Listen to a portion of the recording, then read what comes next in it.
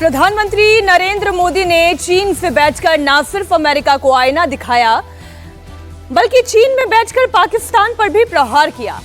Jinping के सामने शहबाज को शर्मिंदा किया। जिस चीन के भरोसे पाकिस्तान भारत से जंग लड़ने का दंभ भरता था, उस पाकिस्तान को मोदी ने अपनी कूटनीति से अकेला कर दिया। कल तक जिस शहबाज शरीफ को चीन में सम्मान मिलता था, उस चीन में शहबाज से कोई बात करने वाला नहीं था। देखिए पहलगाम टेरर अटैक को लेकर प्रधानमंत्री मोदी ने पाकिस्तान के विरुद्ध कैसा चक्रव्यूह रचा, जिसमें शहबाज और मुनीर दोनों फंस गए। चीन से पीएम मोदी का पाकिस्तान पर प्रहार। हाल ही में हमने पहलगाम में टेररिज्म का बहुत ही घिनौना रूप देखा।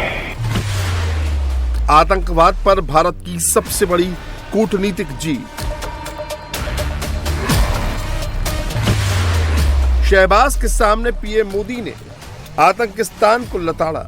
क्या कुछ देशों द्वारा आतंकवाद का खुलेआम समर्थन हमें स्वीकार्य हो सकता है?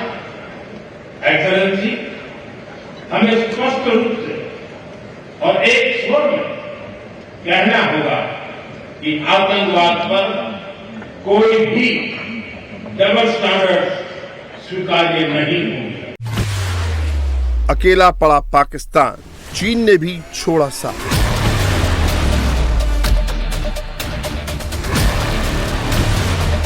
शहबाज की चीन में सबसे बड़ी बेइज्जती।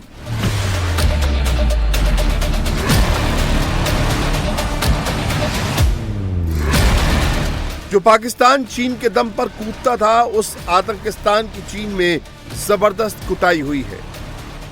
प्रधानमंत्री नरेंद्र मोदी ने ऐसी कूटनीतिक चाल चली कि पाकिस्तान का आतंकी चेहरा बेनकाब हो गया। कल तक जो चीन आतंकवाद के मुद्दे पर पाकिस्तान का साथ देता था, उसी चीन ने अब पाकिस्तान से मुंह मोड़ लिया है। एससीओ के साझा घोषणा पत्र में आतंकवाद को शामिल किया गया। पहलगाम टेरर अटैक का जिक्र किया गया। एससीओ के सभी देशों ने पहलगाम टेरर अटैक की निंदा की।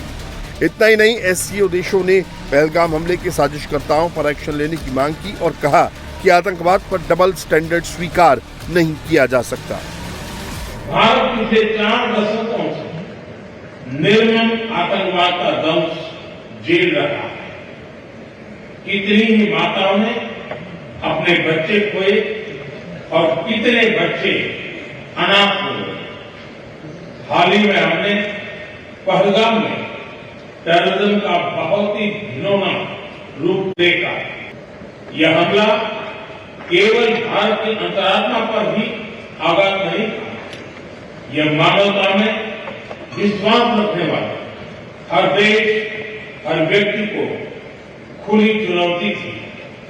ऐसे में प्रश्न उठना स्वाभाविक है, क्या कुछ देशों द्वारा आतंकवाद का खुलेआम समर्थन हमें स्वीकार्य हो सकता है?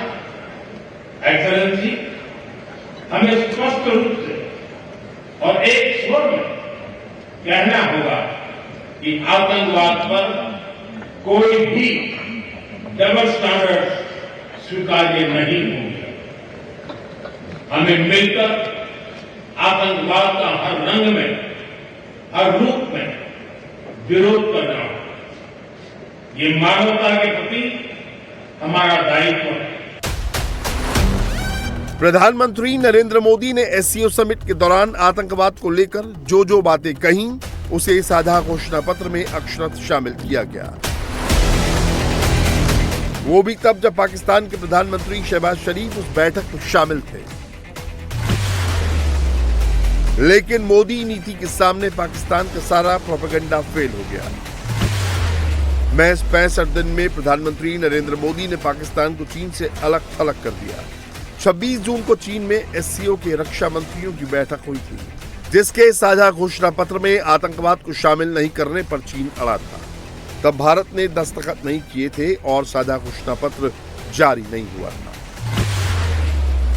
उसी चीन में आयोजित एससीओ समिट के साझा घोषणा पत्र में आतंकवाद को शामिल किया गया और आतंकवाद को पालने पोसने वाले पाकिस्तान को भी संदेश दिया गया कि अब डबल स्टैंडर्ड नहीं चलेगा। SCO, S security, C connectivity, O opportunity. पहले स्तंभ S यानी सिक्योरिटी के संदर्भ में मैं कहना चाहता हूं कि सुरक्षा, शांति और स्थिरता किसी भी देश के विकास का आधार है। किंतु इस मार्ग में आतंकवाद, अलगाववाद और अतिवाद बड़ी चुनौतियां हैं। आतंकवाद सिर्फ किसी देश की सुरक्षा ही नहीं, बल्कि पूरी मानवता के लिए एक साझा चुनौती है। भारत ने जॉइंट इंफॉर्मेशन ऑपरेशन को लीड करते हुए अल कायदा और इससे जुड़े आतंकी संगठनों से लड़ने का इनिशिएटिव किया। पीएम मोदी ने ऑपरेशन सिंदूर पार्ट 1 के दौरान आतंकवाद को लेकर जो न्यू नॉर्मल सेट किया था, चीन ने उस पर मुहर लगा दी है।